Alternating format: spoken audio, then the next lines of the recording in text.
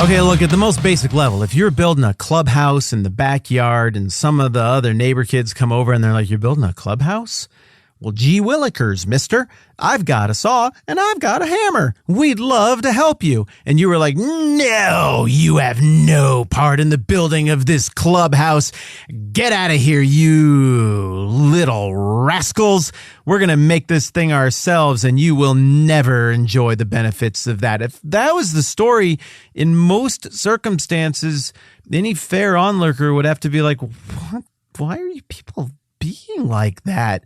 Those kids showed up with their cowlicks and their rolled up pants and a little dirt smeared on their face with their dad's tools, and they wanted to pitch in and make a thing, and you just kicked them out. The total jackwagons. You're bad people. I hope lightning strikes your clubhouse and the whole thing burns down. Not while anybody's in there. I'd never wish that on any of these people. But as we discussed the other day, we've got a very weird social, cultural situation, religious situation unfolding here in the book of Ezra. Chapter 4 gives us this weird scenario that at first glance seems like the Jews are being big time jerks. And when you look closer, only maybe are they being big time jerks. I suppose there's a couple different ways to read this. And if you want to know more about it, I covered this stuff in detail and what to make of it when I covered Ezra and Nehemiah in that last series we did. So you might want to go back and catch that there, and maybe it'll be helpful. But this is what happened. Ezra 4:1,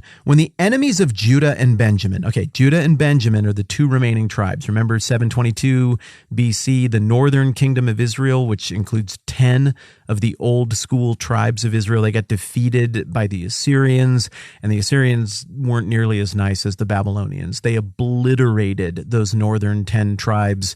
They took them away, they intermarried them, they enslaved them, and some people say they can still somehow trace something back to these tribes, but I'm historically very skeptical of that.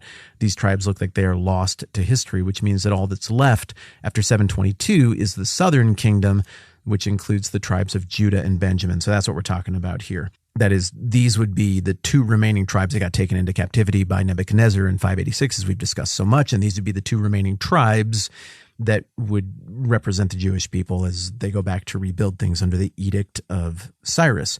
So when the enemies of Judah and Benjamin heard that the exiles were building a temple for the Lord, the God of Israel, they came to Zerubbabel and to the heads of the families and said, "Gee willikers, mister," that paraphrase is mine, "let us help you build, because like you, we seek your God and have been sacrificing to him since the time of Esarhaddon, king of Assyria, who brought us here."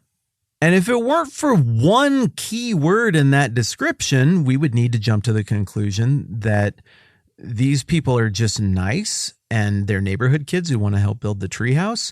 And the Jewish people, if they don't accept them, they're being really exclusive jerks. But there is one key word there to keep in the back of your mind as we read ahead, and that is enemies. When the enemies of Judah and Benjamin heard that the exiles were building. So just put a pin in that.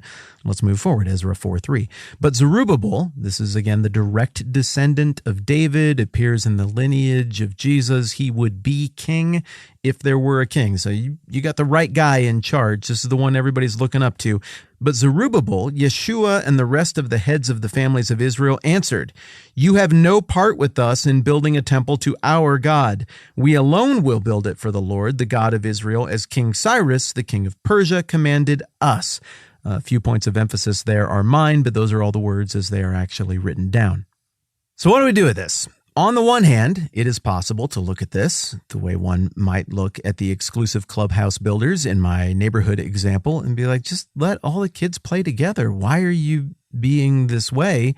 And I suppose if you were coming from a place of complete ignorance about the history of this and all things being equal, that probably would be the fair read. Like if your mom or dad and you walk into the backyard and this is going on, you're like, hey, guys, include everybody. Come on, quit being that way. But again, given this complex cultural moment, we pinch zoom in a little bit closer and we discover, there might be some shenanigans going on here. Now, I don't remember if it was yesterday or the day before or whenever. We talked a little bit about some of the obvious jealousy that would be in place for those people left behind by Nebuchadnezzar and the dude in charge of taking all the Jews into captivity. I don't remember his name now. They're at the end of 2 Kings. We called him Ron. I'm going to keep going with Ron, I guess. They decided to leave behind some of the poorer families to be vine dressers and plowmen to just maintain the land for Babylon in case they ever wanted to do something later with us. You got these hill people who are still around, and pretty clearly there would be resentment that after 50, 60, 70 years, all of a sudden here come the old Judah and Benjamin types back, and they've got a little signed piece of paper with a wax seal on it from Cyrus, and they're all uppity and proud of it, and they've got a whole bunch of money, and we don't really have money. And then maybe they've got two choices all of a sudden. Choice number one is be resentful and just try to bury them. But it looks like these people who remained, people who got left behind by Nebuchadnezzar in 586 BC, but also some of the hill people who were resettled there by Assyrian kings dating all the way back into the 600s and maybe even the 700s, they're still there as well. These would be forced transplants that might have some ethnic vestiges of a little bit of the 10 northern tribes, maybe, but the water has been intentionally muddied by the now defunct Assyrian Empire. And this is one of those things that once you do this, once you do some kind of an ethnic purge or pogrom or relocation thing in history, I mean, you can be sad that it happened, but you just can't undo the damage. You can't really fix that. Reparations wouldn't have fixed it for these people resettled by the Assyrians. It wouldn't put the 10 tribes back together. People do horrible things to other people throughout history. Governments do horrible things to other people throughout history, and citizens go along with it. And then you just have these hideous, awful moments, and we got one of these here. So then aren't these people victims who just want to join back in and help out? Well, we're going to see pretty quickly who they really are when they're told, no, up front, this isn't your thing. Because remember a minute ago I was mentioning, you got really two options. Play number one, if you are the hill people, the resettled people, is just go with it. There's a new overlord in town. His name is Cyrus, and he has ordained this. And we got to see if we can get on board with this gravy train and see if we can make this thing work. Option number two would be, we're jealous and we're going to destroy the people who right now have a little bit of historical economic momentum, see if we can wreck what they have cooking. And I struggle when I read Ezra and Nehemiah because I just don't feel the historical tension with these outsider groups. It doesn't sting. I don't automatically understand why they're described as enemies. I mean, I can kind of articulate it. I'm trying to do that, but I don't viscerally feel all of the offenses and all of the slights and all of the background and all of the bad blood and history and toxicity there to be able to look at them like the text holds out Zerubbabel and Yeshua and the heads of the families as being able to do, and just be like, oh my goodness, I see right through this ruse. You do not mean that. You are not here with your cowlicks and your bibbed overalls and your dad's tools and your dirt-stained faces because you just want to help build the neighborhood clubhouse. You are here maliciously and with the intent to destroy and clutter and muddy this very special, once in all of history opportunity that has been providentially afforded us by God. So the text holds it out as though the leaders of Benjamin and Judah, the Jewish people, see this for what it is. And the text, to me, gives the impression that they made the right call and the right assessment. We'll talk a little bit more about why I get that impression when we get to the next little passage next time around. But still, there is something very 21st century about me. There's something about me being raised around the words of Martin Luther King Jr. I mean, Dr. King was lionized in my household and the schools I went to growing up, both public school and Christian school. He was held out as like having the vision. This can work. We got to come together. We got to evaluate people based on the content of their character, and education changes lives, and we got to move past petty external discrimination and breaking people up into tribes in this way. And he was speaking to 1960s post-antebellum South Atlantic slave trade. He's speaking to a very different moment, but that vision went straight into my ears and into my heart. And I continue to think it's a beautiful vision for how we can move forward from the ugliness of history as a unified people who like each other. And since I'm here, I'm just going to say it. I don't believe in the visions for how to move forward with those questions that have come out since. I think they're racist, and I think they're dumb, and I don't think they will achieve anything good for anyone in the long haul. But I continue to be very persuaded by the ideas and the teaching and the example of Dr. King.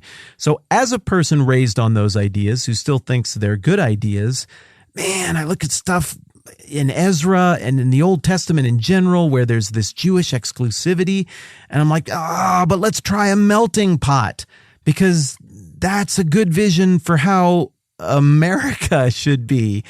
But it's not America that we're reading about in the Old Testament. We're reading about something completely different. We're reading about something that was a theocracy for a time with the Jewish people. And after it was a theocracy, it was a theocratic monarchy for a time. And then it turned into just a straight up ugly monarchy. Then the whole thing fell apart when it totally lost touch with the God who had put the whole thing together in the first place. It was a different deal.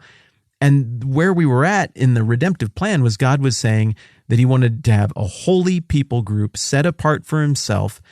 And in his relationship with that people group set apart for himself, he would demonstrate his reality as being God, his power as being God, the reality of his law, of his justice, of his mercy, of his ethics.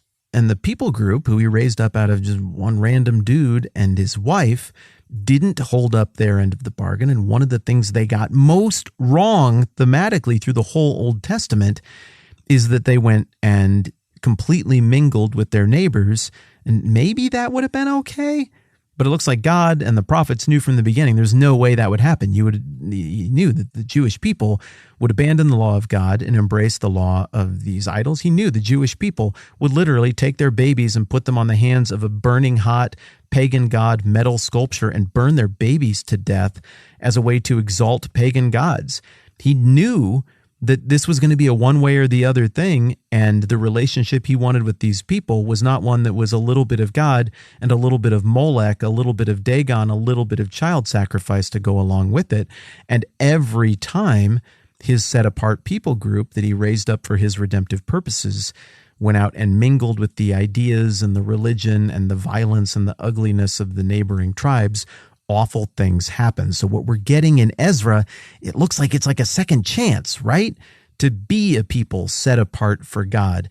And so while I continue to be steeped in the values of Dr. King that I was raised around, and while it is admittedly very hard for me to read portions of the Old Testament like this without thinking of our own moment in history and the challenges that we face, I still, if I work hard enough, can understand that this is a different time and that there are very different tensions, and that can help me to understand what might be going on in a passage like this in Ezra 4. I think it's going to become more clear what's going on here when we just go to the very next passage. So perhaps I've lingered a little bit too long. Thank you in advance for your grace as I touch on one of the 3 or 4 topics that can be complete internet suicide for even mentioning. I very much mean well and want grace and peace for all people. Thanks for hanging out with me. I'm Matt. This is the 10-Minute Bible Hour podcast. Let's do this again soon.